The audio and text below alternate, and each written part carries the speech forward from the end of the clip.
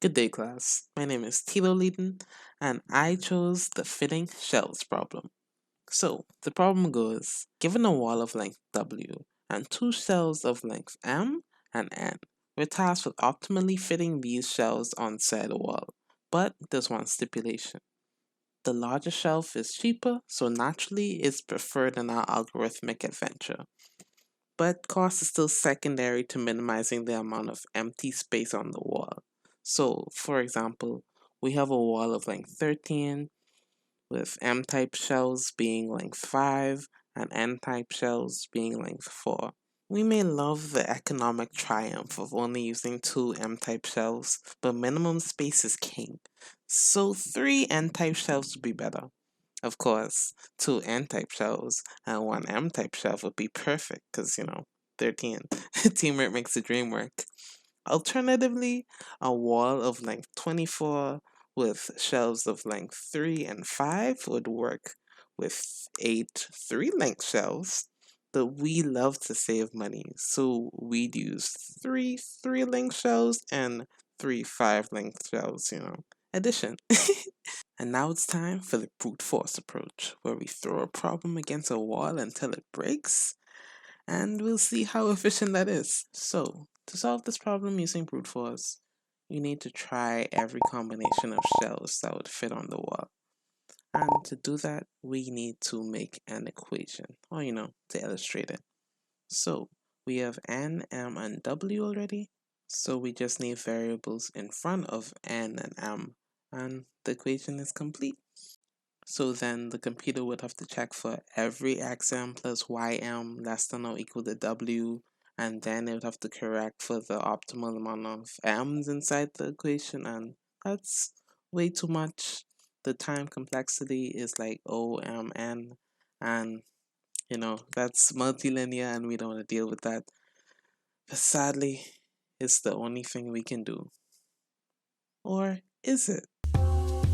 It's time to use the greedy approach to solve this problem.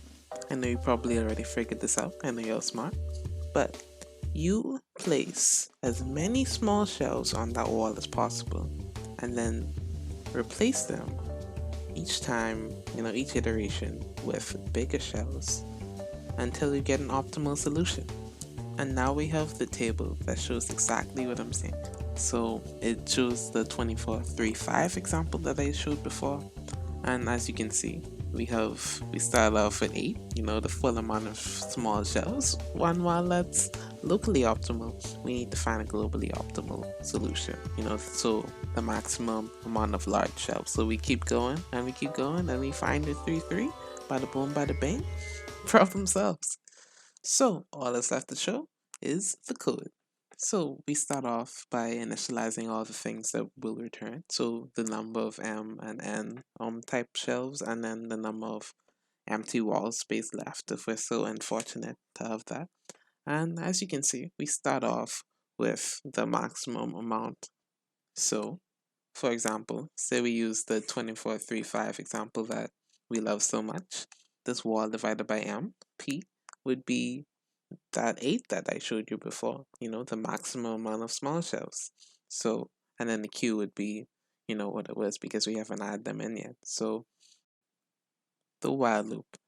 Okay, this while loop will run while wall is greater than or equal to n being the large shelf length, and Q keeping track of the number of large shelves.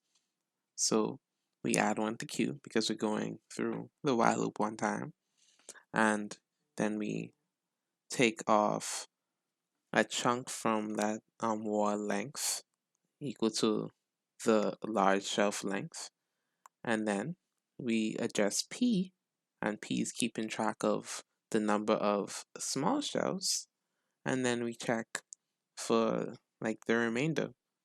So if we get a remainder that's better, then that means that it has more large shells because it's further on in the while loop. Then we just replace them, and eventually we'll get the optimal solution. All that's left is the time complexity, and this is easy. This is super linear. It's controlled by the wall length. It's decremented by the large shelf length every single time.